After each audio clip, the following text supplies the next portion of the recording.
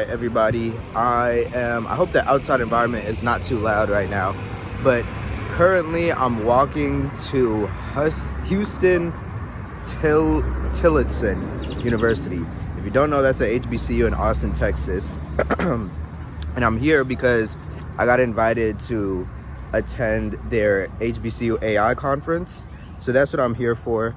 I don't know how it's gonna be. I saw the schedule, there's a lot of sessions I wanna be in, but if it's just sessions, it might be hard to get content for the video. But if there's more like activities or anything going on, then of course I'll be able to record and show it. But we'll just see how things turn out for today. Oh, look, we got a robot here.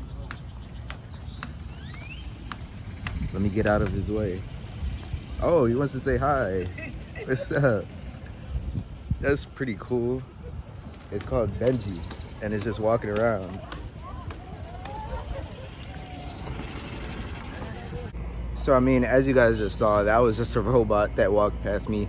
Right now, I'm headed to the Dickey Lawless building because they're having a session on generative AI, which is what I'm very much interested in. I'm just gonna walk up over here.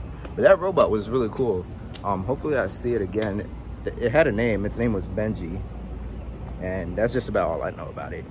But let's head on into this session. Part of the XAI, which would include SpaceX and Tesla and all that. Okay. Oh, awesome. I'm gonna try to use that one. Gronk. Yeah. Like the football player. And I have no idea where the name comes from. But it means something, I'm sure. Absolutely. That's awesome. So you use this conference to learn, because I just learned that's awesome. I'm gonna go try that. All right, y'all, so the first session is done, or my first session. There was more, but the first session I went to was about AI and all the different versions. So we talked about Grok and all its, impending lawsuits, and how some professors don't suggest students use it. I heard of a new model called Einstein where, I don't know if I should be sharing this, but students can connect it to their Canvas and it can, read all the assignments, read the rubrics, the syllabus, and do the assignments and submit them for you. The only caveat is it's over $100 a month. And I don't have that kind of money. I don't know a lot of students that do have that kind of money. Plus, if you're in school, you might as well do your own work. So that's me advocating against it. But I just want to relay the information that I've learned. What else? Oh, currently it's lunchtime. So we're about to eat lunch provided by Houston Tillotson. I gotta learn how to say the name correctly. Houston Tillotson University. And then after that, I have a few more sessions that I'm gonna go to. A lot of the ones I'm very much interested in are AI based. And I mean, it is an AI conference, so a lot of the sessions are about AI anyways. So I'll eat lunch and then I will continue to record. Group of their presentations. And so first up, we have Megan Murray talking about the FEM Founder Bootcamp. So I'm just going to pass it over to her to share. Part of our flagship program, my co-organizer is over here too, Kristen, so she's here as well. And we are entering into our third year of our FEM Founder Bootcamp, which is just our way of doubling down on making sure that women are not only prepared to have a seat at the conversation, but they know how to build in AI. So we have had 2 years of cohorts now. Last year, we had 21 founders, and we bring people together for mentorship, for expert instruction, and really for just the live community. So we operate through a virtual cohort style. So learning's all virtual, but then we do a lot of in real life events too. So, well, great pitches. I loved hearing from both of y'all. I am not here to talk about technology so much in AI. I'm not even here to tell you how to implement AI really all in your life with services and products. I am here to talk to you about you. A lot of people, as I work in professional development over the last 5 years, I've worked in learning development in different industries, in different spaces. I hold multiple hats. and I currently work for the state government, the Texas Department of Transportation. And I also have a little consulting business where I support individuals in my network with professional development and job opportunities. And from that, when I talk to people, they don't know how to talk about their respective skills. Then no one is going to listen to you. So, explore yourself.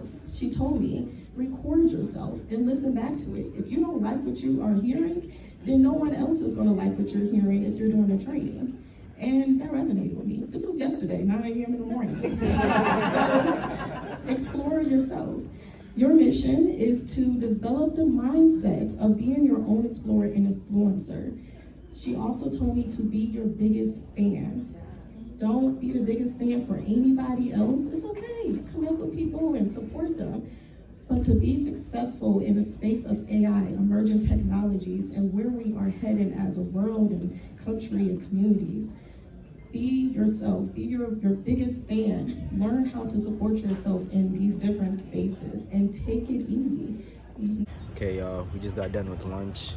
Now I'm outside about to head to another session. One of the panelists was talking about a program that she does during the fall for, what was it? It was for women who are like doing startups, but they want to integrate AI. And I instantly thought, oh, I have some Spelman friends that I could share this opportunity with. So, you know, me being the good Samaritan I shared that with my fellow Spelman Comp-Sci majors. Hopefully they can apply for that, and it's a virtual program, so they don't have to be here in Austin. But yeah, let's see what the next session has in store for us. As the coordinator for Bowie State University out of Bowie, Maryland. More specifically, pre-law major. I believe your first name is Kelly? Miss Kelly. And I'm actually from Maryland too, so okay, yes. Roger, okay. You raised a great point. So I recently, I want to say about 6 months ago, I finished Raj Benjamin's book, Race to Technology, or the New Jim Code, okay? And right now I'm reading AI-powered agents. Now you raised the point you raised the point of biases, but we also understand that when we're feeding these systems, as you guys raised the point of copyright also. So we understand that these systems are fed these databases and technology. So whatever it's going to generate, especially given the latest executive order in regards to woke AI, we understand that whatever it generates is going to regurgitate anything within biases, but is the responsibility upon the user and what to put out in the forefront. So given, as I believe that you're going into the legal field, correct? Yes. Okay. You ever seen the movie I, Robot? I actually haven't. Oh my gosh, okay. All right, so in that movie. And I said at the start of this that I think it's incredibly important for HBCUs and other organizations and institutions that serve marginalized communities all over the world, which, by the way, are a majority of the world. We need to be in the driver's seat of what's happening and not just sort of asked later on at the very end, hey, what do you think of this when it's too late? But everything that we've just been discussing here, to be in the room, to influence the decisions that are being made along the way. Okay, y'all, that was just another session. It was a student panel for students who had taken a course that was on AI responsibility and like using AI in daily life. And they had some interesting experiences. Not all of them were computer science majors or were very technical in their daily lives. But we talked a lot about like AI bias and like incorrect prompting and how you can get like the desired outcome, how you can build character for AI. So if you prompted a certain amount of questions on a certain topic, like your AI might turn out different than somebody else's. But yeah, so that's what the students had to say. They are offering the course asynchronous.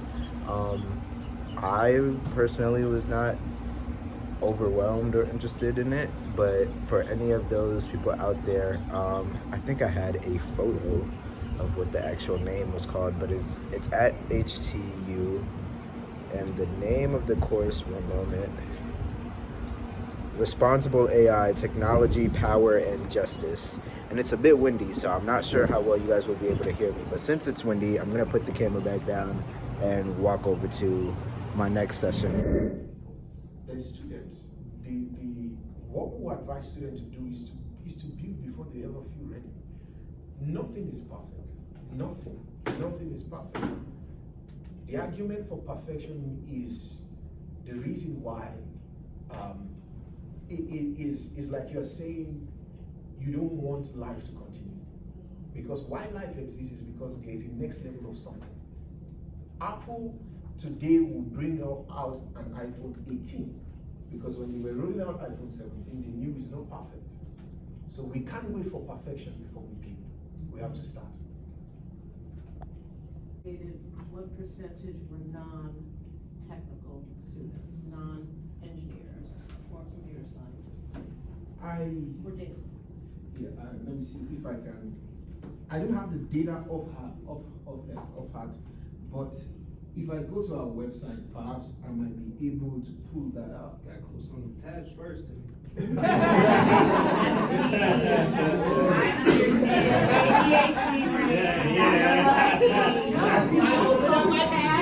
Okay guys, I just got out of a session and I'm here with Okay, and right now I just want to spend like 30 seconds so the audience can understand who you are and what you do and any message you have for them. My name is Okwemi Adeniro, as said earlier. I am currently an AI researcher at the Center of Artificial Intelligence Machine Learning System. I am also one of the speakers for the HBCU. Great presentation, by the way. She did really good. Thank you so much. I will encourage you all to start build that idea, and think about how AI is changing your field, and think on how you can also bring AI into your idea. AI is the future. We all know that. And so it is important to align your vision, your purpose, your goals, your business towards this artificial intelligence. Don't forget, AI is a tool to help you, develop faster your products, your ideas. So we need you. It's important for you to integrate AI into whatever ideas you have. Okay, thank you. Learning program where students engage in story-based research scenarios. And so within this, they have different scientific mentors. And so what you see down here on the left-hand side is what we call embodied conversational agents. So it's probably archaic now, given that you saw earlier today how that one avatar moved from being very robotic to very human-like.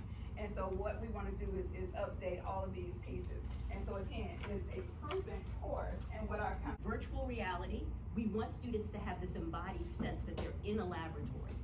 Right now, we had feedback from students that this program has been very, very successful. We've seen the longitudinal data, the feedback that we've gotten with students has been very strong and positive.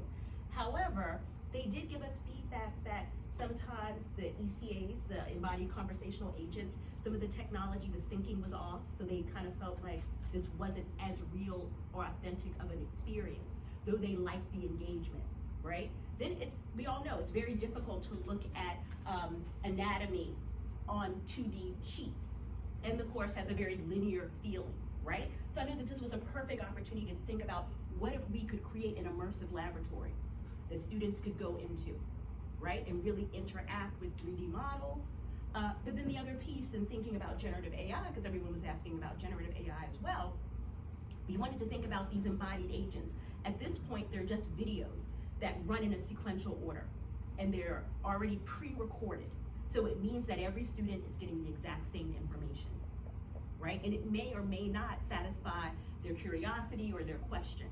So the idea was, what if those embodied conversational agents were dynamic, were conversational? However, the only thing I will underscore for it that's really important for our process in developing curriculum, it's not only that when students, let's say, enter in a prompt, that they get a new, unique response back. But even in the design and development of our virtual reality environment, we're also able to use AI workflows to create the environment, to create 3D artifacts. And that means that students, as we've talked to them about their study process, they also, by prompting, can create 3D artifacts. Each one of these portals, yep, just go ahead and walk us around. That's the research paper that we published, right? So students are used to getting this in a very linear, flat environment. But now they're in an environment, for example, that we can have portals and students can enter in different portals and explore the information how they'd like to, okay? 10 years ago, a sheet of paper. Then we put you in an LMS, but then next we designed a full environment for you. So you walk straight into the laboratory, right? You can explore. There are insight zones. Let me have you go back. Instead of the handout, but we can still have the handout, right? If that's how you prefer to learn, if you wanted to download it, but go ahead and click on the brain, right? So now, and go ahead and click on the arrow. So then now what we have is a 3D model, right? So students can explore the brain, right? Even with more tools, we can actually have them manipulate the brain, right? Hello, I'm Dr. Christophorus Allen Beck. I'm the Assessment Collegiate Strategist for Bowie State University, the oldest HBCU in the state of Maryland. But more specifically, besides assessing student learning outcomes and programming learning outcomes, one of the biggest pieces of advice that I have for students, as myself, starting out as a sociology major, have become immersed in technology while taking small coding classes throughout my academic journey. And so one piece of advice that I will have to all students is to sample everything, because one field is very much so transferable to the next. And so if you're into music production, do it. I did it. I left my position at the Pentagon to do it. But then also as we merge into music production, did I begin to leverage how AI responds to artists and in what creation looks like. And so again, the biggest advice for all students is that you do not have to stick to just one thing or whatever fuels your passion, your field. There's always a place within your field to find it. And a lot of times we have to be the change that we want to see. So if it feels like it doesn't exist, then you have to be the one to create it. Thank you, thank you. Okay, so I left another session. That was the last session of the day. And that one was focused on integrating AI into school curriculums. And it's been really windy, guys, so I hope you can bear with me. But that last session I was just in was integrating AI with school curriculum. And as you guys saw, they're building like full-on AI rooms, which is really cool. And it kind of makes me think, what's that gonna mean for teachers? Like, are there gonna be less teaching positions, or is this better for students? Because now, if there's a school that doesn't have a teacher to teach a course, you could just ask the AI to teach the course. Like, an example would be sewing. I don't believe Morehouse has a sewing course, but we could just get the AI to teach it. So, I mean, there's always pros and cons with topics like this, but I think it's really cool what they're doing. And yeah, I mean, I'm happy for Morehouse, especially to be, a trailblazer in this. And I'm trying to see if I have any more thoughts on it right now. Don't think I can think of anything, but I am going to eat dinner, and this will likely be the end of the video. I may or may not do a few more, 30-second, 1-minute interviews, because it seems like people here like to be a part of those, and I'm sure you guys as viewers are interested to see who's at this conference. But with that being said, let me go eat. And again, this could possibly be the end of the video, but we will see. Okay, what's up, guys? I finished with my last session, headed to lunch, but I met an amazing man, and I'm here with...